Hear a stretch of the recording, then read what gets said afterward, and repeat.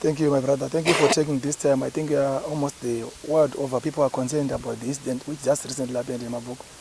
We are in pain as Mavuku constituents. Even the world over, the whole country, the Triple C family, we are mourning. We have been fallen by the dark cloud over us. So this is not an easy task. And what's more to it that someone died trying to pursue, even to convince the resident to go to a by-election which was caused illegally. And I'm much disturbed because the name he was campaigning for me. Because in this regard, there was no the president issue, there was no another candidate. So this by-election, I know I'm the only one recorded in Harare. They call me Harare one, but I'm quite disturbed. So I'm still want also to believe, is it worth a cause?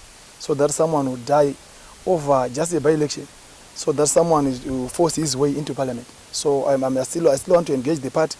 Is it worth going even for that by-election? Because we can't then preside over dead bodies.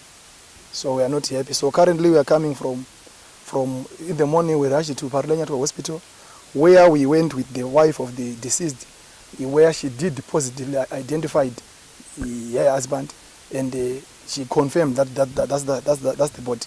So we then proceed to homicide, where we also been warned and caution statement have been recorded, and also the other dockets which have been opened in Mavuku Police, they've been successfully transferred to Harare Central. So the law enforcement agent, they are doing their duty.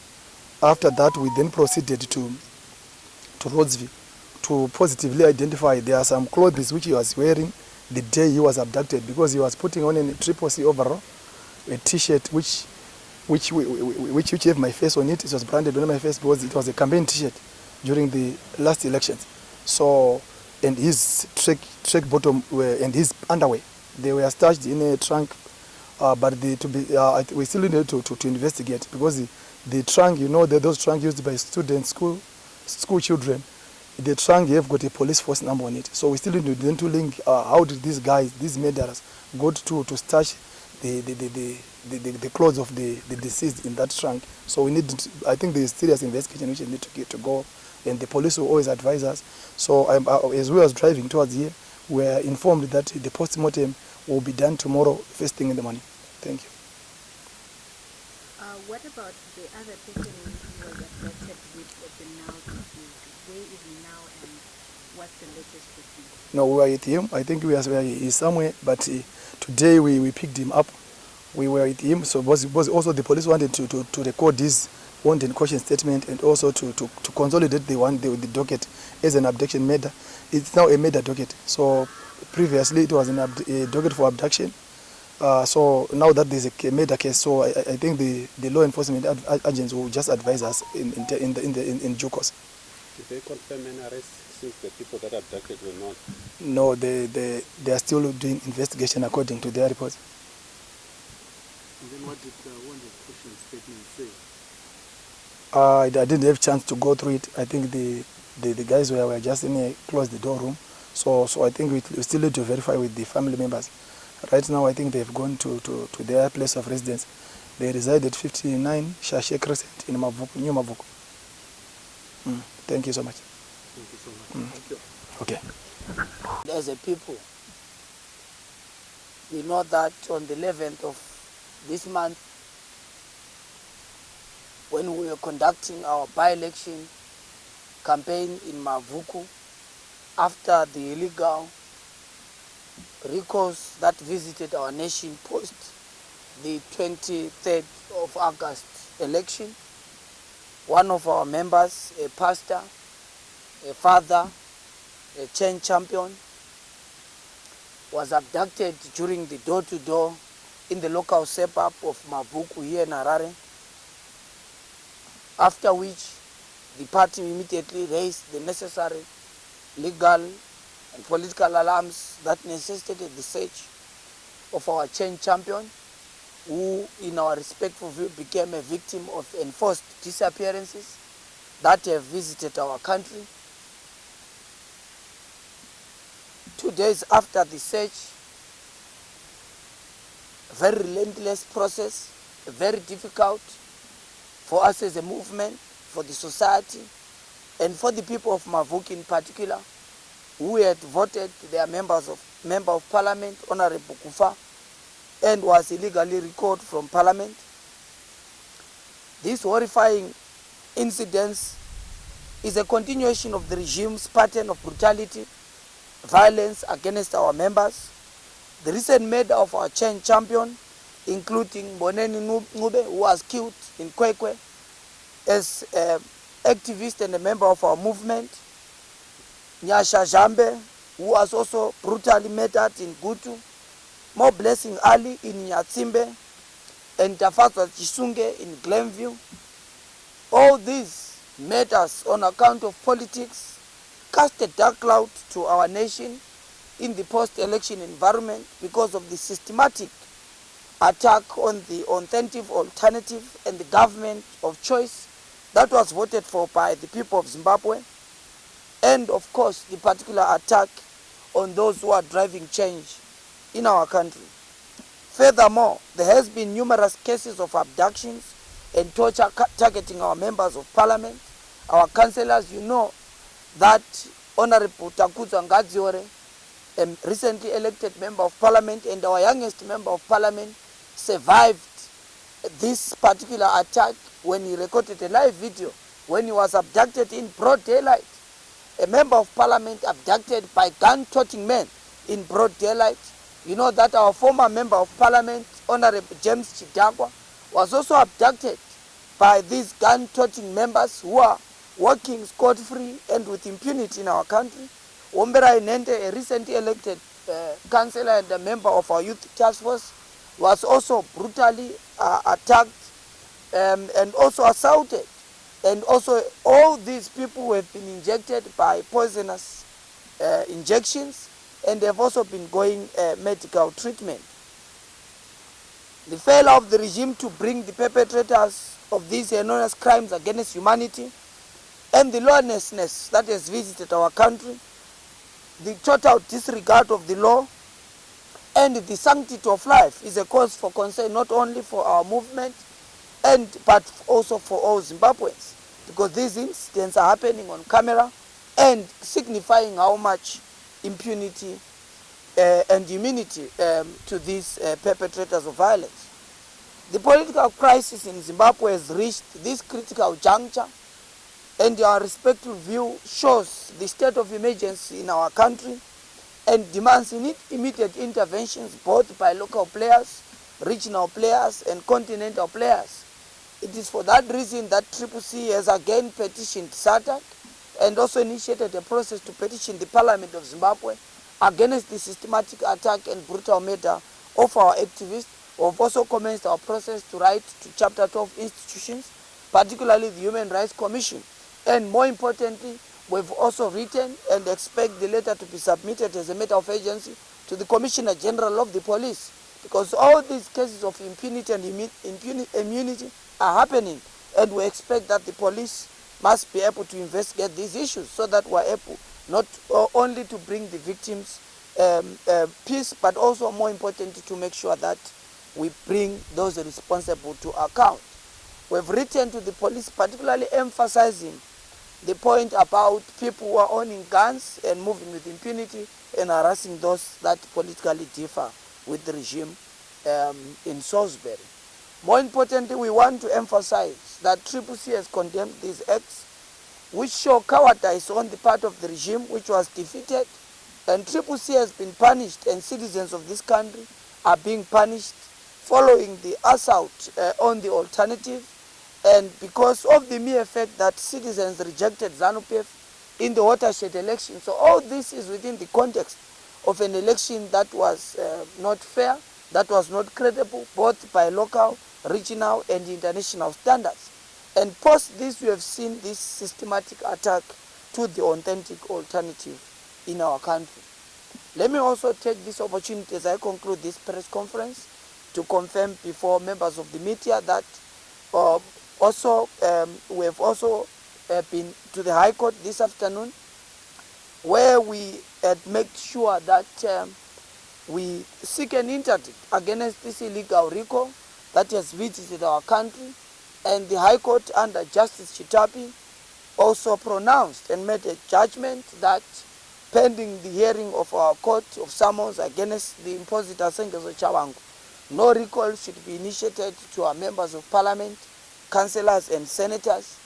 Very unfortunate because the Speaker of Parliament has defied that and continued to express a letter that has been written by the impositor Sengezo Chabangu, who is not a Secretary General of the Citizens Coalition for Change, as led by Advocate Nelson Chamisa. Thank you very much.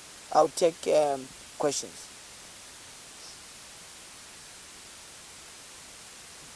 Yes, Leo. According to the definition of two of the members who are affected, not all out, we hear that social and currently with the police.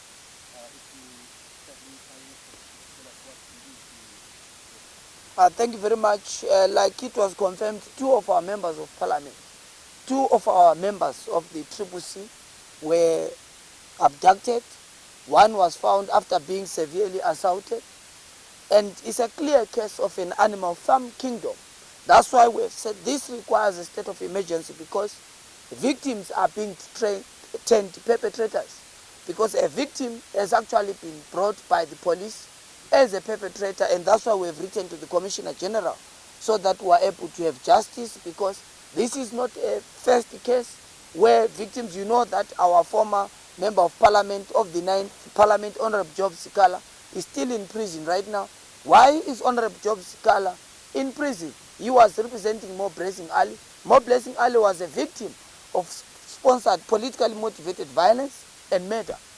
The gruesome murder of Mo Blessing Ali, when Honorable Sikala became the lawyer of choice for the victim of the family of Mo Blessing Ali, he actually became the perpetrator, and Honorable Sikala was arrested, and he has spent more than 500 days in prison, showing that Zimbabwe is now an animal farm kingdom where victims have been turned perpetrators, and it's something that we are raising with the police too, so that we are able to have those issues resolved.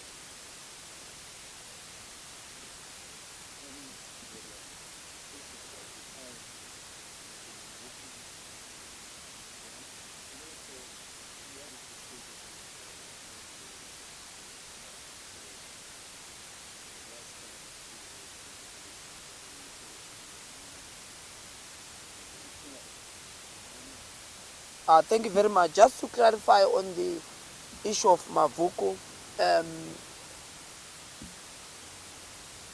our member was abducted during door-to-door campaign. What that confirms and shows is that elections in this country are being held as a ritual without democracy. How can you have an election without choice under ZANU-PF of Mr. Mnangagwa? The election right now in this country follow what happened in Gutu.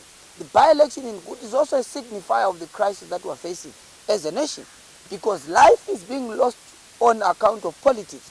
But more importantly, the election is never now about the political choice between the ruling establishment and the alternative. Right now, an election in Zimbabwe means two things. If you want life, you are forced and coerced to vote for ZANU-PF. If you vote for the alternative, which is your choice, you are actually voting for death in the context of the by-election that we held in Gutu.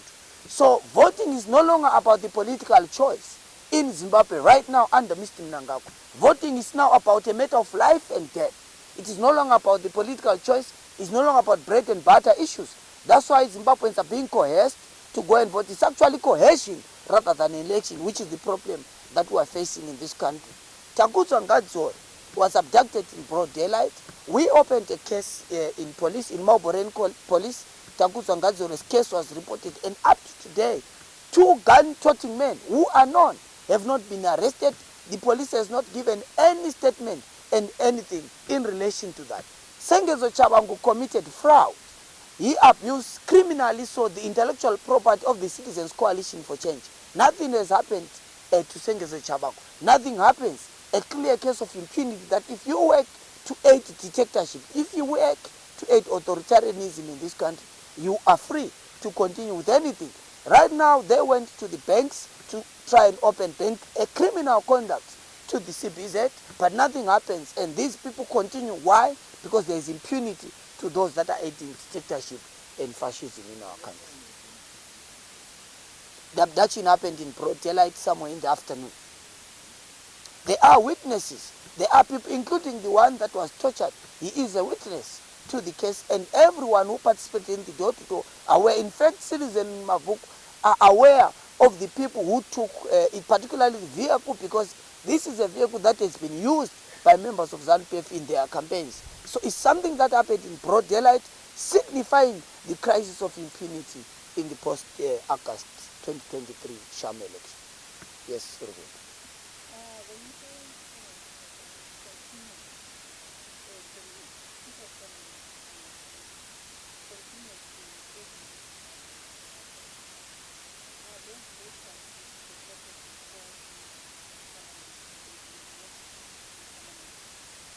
Of course, I received the information that the letters had been read in Parliament and have been read in Senate. And obviously, Mudenda, as an officer of the court, can be interviewed by you members of the media so that he says why he has ratified the decision of the High Court.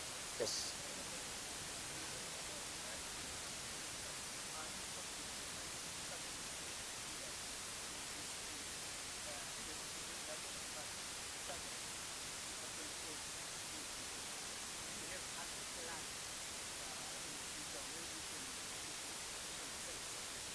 Of course, many envelopes are important. We are a constitutional democratic party, and we ought to exhaust all those avenues because the crisis in Zimbabwe has gone beyond the borders of this country. Why are we saying so?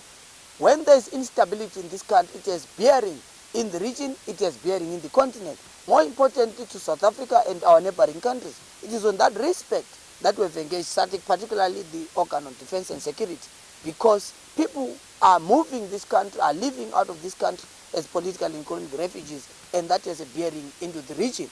And we have to make sure that SADC helps us as a member state to domestically resolve our problem. But not only that, we've also involved some avenues and platforms, and we're going to be unpacking that in due course. We've written a petition to Parliament. We've also engaged Chapter 12 institutions, particularly the Human Rights Commission. We've also obviously been enrolling, and we're going to be communicating a specific political program of action to deal with the political crisis in our country.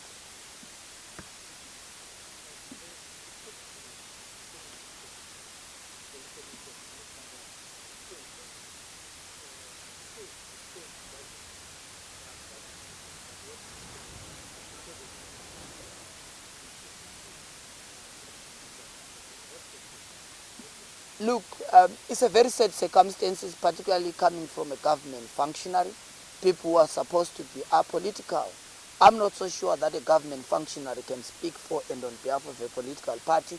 Parties speak for themselves, unless there is a confirmation of the conflation of the state and the party, which is a very sad scenario because in paper Zimbabwe is a constitutional democracy.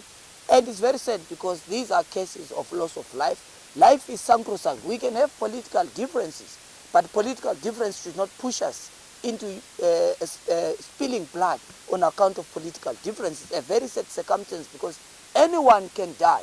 We have people from ZANU-PF who have lost their life. We have people from across walk of life who loses their life. And we don't, as a movement, and out of respect and out of our culture as a people, celebrate any loss of life. And more importantly, to plan and orchestrate a member of society on account of political differences. It shows the amount of challenge that is facing our country. It shows the amount of impunity. It shows the amount of a sadistic behavior on part of those who want to play around with the sacrosanct lives of ordinary people. Maybe the last two questions.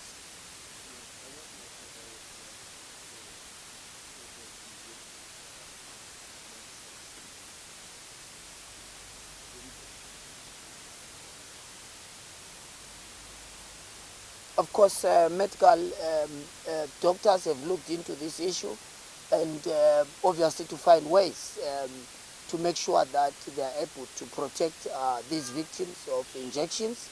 A very sad scenario because this is not only targeting of people on the basis of the present politics, but these are also people who are being targeted.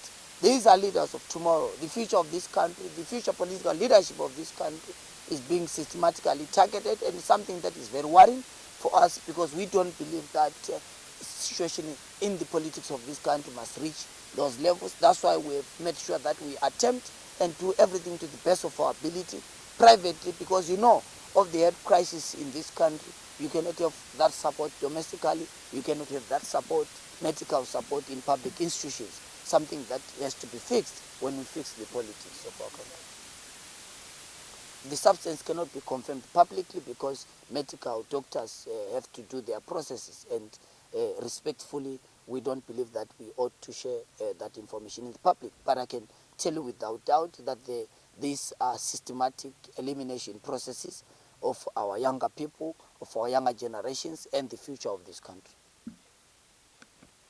That's the last question. Okay, my question just to Chabangu. In a video which appeared a few days ago, you say that there are more recalls on the way. As a party, what are you going to do? What do you have in place to ensure that you deal with Chabangu Solitera? Of course, I think I've confirmed about what has been being done, particularly in respect of the High Court sitting that happened this morning, and that made a decision that there shouldn't be any recall of our members of parliament or councillors or senators until this issue that is before the court. And the issue before the court is whether or not the impositor, Sengezo Chabangu, has the right to occupy the so-called office of the Secretary General, which does not exist in the Citizens Coalition for Change. Members of the Fourth Estate, fellow Zimbabweans, thank you very much. Have a pleasant afternoon.